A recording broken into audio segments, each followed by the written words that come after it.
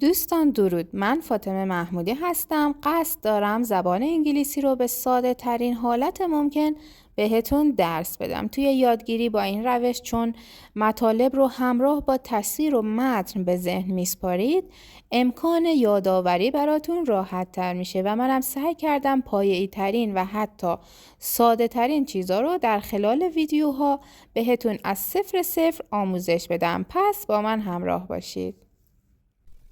Passage number 1.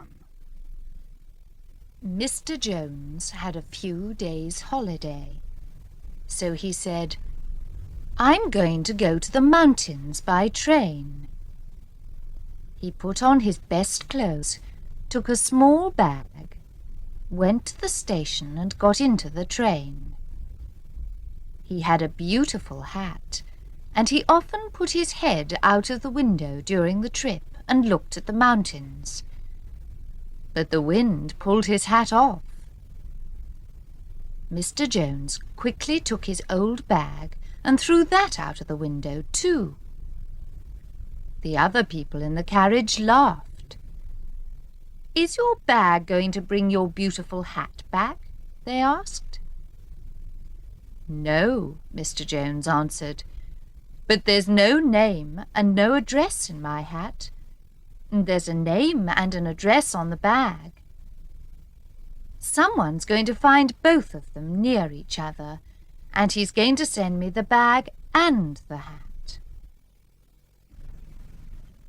خب حالا مجددا داستان رو آهسته میخونم و کلمات و اصطلاحات مهمش رو با هم دیگه بررسی میکنیم و یاد میگیریم.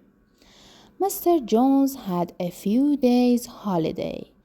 آقای جونز had گذشته فعل have به معنی داشتن، a few days یه چند روز اندکی، holiday تعطیلی داشت. آقای جونز یه چند روزی تعطیلی داشت. So he said پس اون گفت said گذشته فعل say هستش به معنی گفتن. I'm going to go to the mountains by train. وقتی اما ایز و آر رو به علاوه going to دیدین، همچین ساختاری تو جمله دیدین، بدونین که به آینده دلالت داره. من خواهم رفت to the mountains کوهستان by train. حرف اضافه by قبل از وسایل نقلیه که میاد یعنی به وسیله اون چیز، مثلا به وسیله قطار. مثلا میخوام بگم من میرم مدرسه با اتوبوس، چی میگم؟ میگم I go to school by bus. با تاکسی میرم by taxi.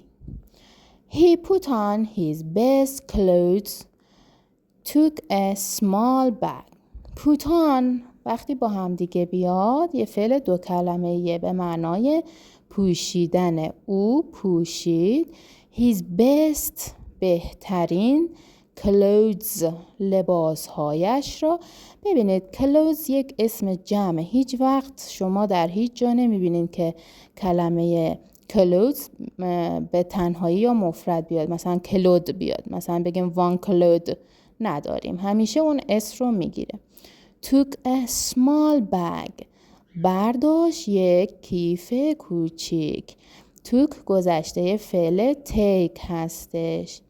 went to the station and got into the train. went گذشته فعل go هستش. رفت به station ایستگاه، همون ایستگاه قطار، مثلا بخوایم بگیم ایستگاه قطار میگیم train station. and got into بازم این یه فعل دو تیکه‌ایه، گذشته get هست. got گذشته get به معنای وارد شدن، سوار شدن. میگه سوار قطار شد. he had a beautiful hat. او داشت یک کلاه زیبا. and he often put his head out of the window. و اون اغلب اغلب تیش تلفظ نمیشه. put his head out of the window سرش رو از پنجره میبرد بیرون. put out فعل دو تیکه‌ای باز. during the trip and looked at the mountains.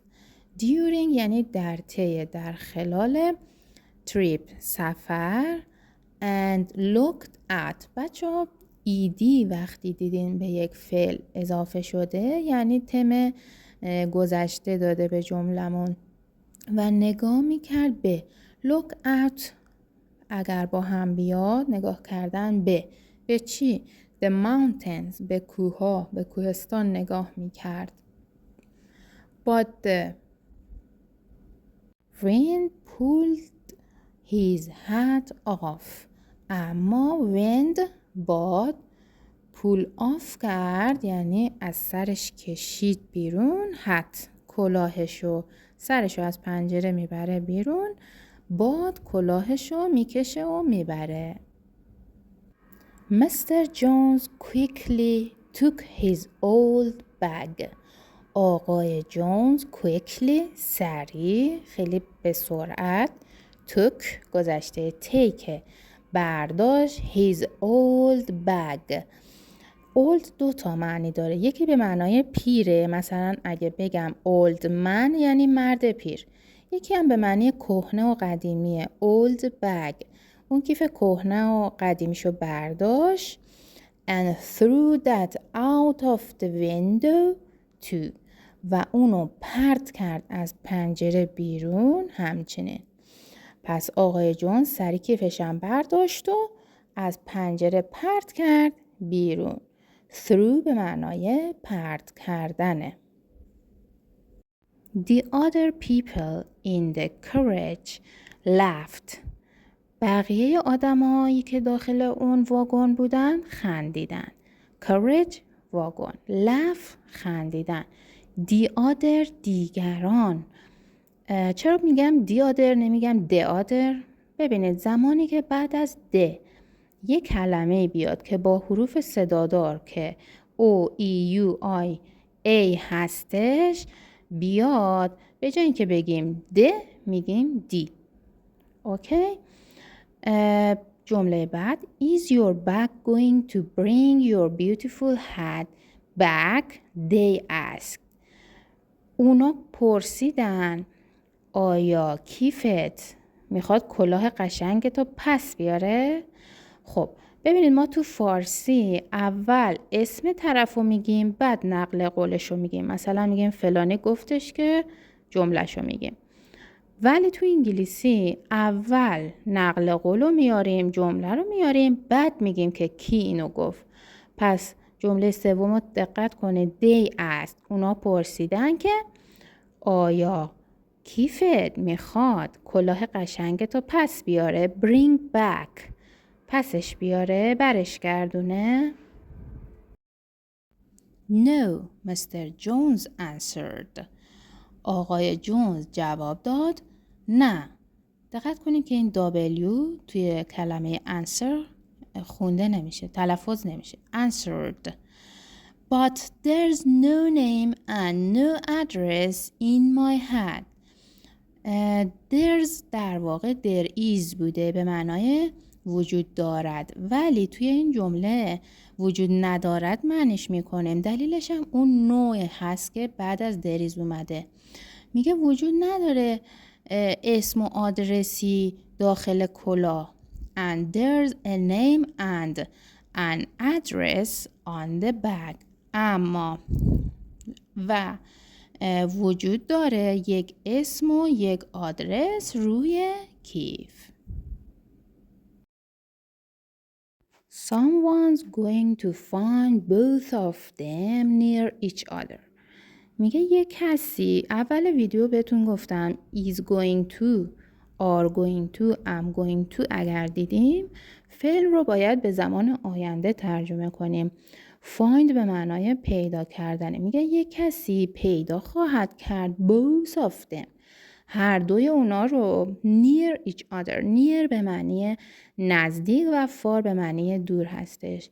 نزدیک همدیگه پیدا میکنه. and he's going to send me the bag and the hat. و اون خواهد فرستاد به من کیف و کلا رو. خب دوستان تا اینجای ویدیو اگه براتون مفید بود لطفاً لایک و سابسکرایب یادتون نره. با این کار به من انرژی میدین که درس‌های بعدی رو هم همینقدر با حوصله براتون آماده کنم و تقدیمتون کنم. ادامه ویدیو رو هم از دست ندین چون میخوام یک سری تمرینات رو برای تثبیت اون چی که آموختیم داشته باشیم. مرسی. حالا وقتشه که یه تمرین درک مطلب انجام بدیم تا دونسته هامون رو چک کنیم. Which of these sentences are true and which are false? کدوم یکی از این جمله ها درستن و کدوم یکی ها اشتباهن؟ Write T or F in the boxes. توی اون مربع های خالی T یا F بذارین. T یعنی درست، F هم یعنی غلط. خب Number 1. Mr. Jones had a day's holiday. آقای جونز یک روز تعطیل داشت. با توجه به متن که گفته a few days یه چند روزی تعطیل بود، پس این جمله F false اشتباهه. Number 2. Mr. Jones went to the mountains by train. آقای جونز با قطار به کوهستان رفت. درسته T. Number 3. Mr. Jones threw his hat out of the window. آقای جونز کلاهش رو از پنجره به بیرون پرت کرد. اشتباه، کیفش رو پرت کرد و کلاهش رو باد برد. Number 4. There was a name and address on the bag. یه اسم و یه آدرس روی کیف بود.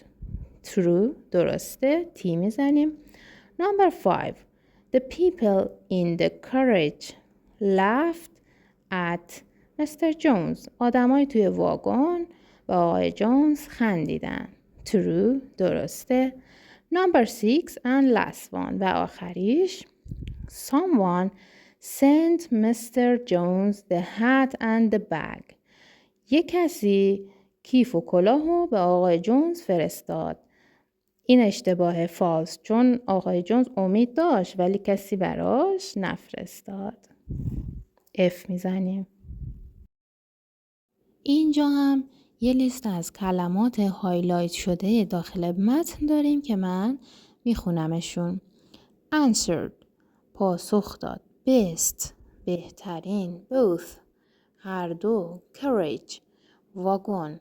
Clothes لباس ها. During در طول در خلال. Each other همدیگر یکدیگر. Hat کلاه. Holiday تعطیلی مرخصی. How چگونه چطور. Laughed خندیدن. Mountain کوه. Put on پوشید. Put گذاشت. Quickly به سرعت. Send فرستاد. Station ایستگاه. Train قطار. خب داستان اولمونم تمام شد. امیدوارم که براتون مفید بوده باشه. داستانهای جذاب بعدی رو از دست ندین و یادتون نره که چنل رو لطفاً سابسکرایب کنید. و یک نکته هم که در آخر باید خدمتتون عرض کنم اینه که ممکنه یک سری تفاوت‌های جزئی بین تلفظهای من و گوینده اول ویدیو وجود داشته باشه که به خاطر تفاوت لهجه هستش که اهمیت چندانی نداره. در ضمن PDF این درس رو هم توی چنل تلگرام گذاشتم که میتونید دانلود کنید و استفاده کنید. پیروز باشید.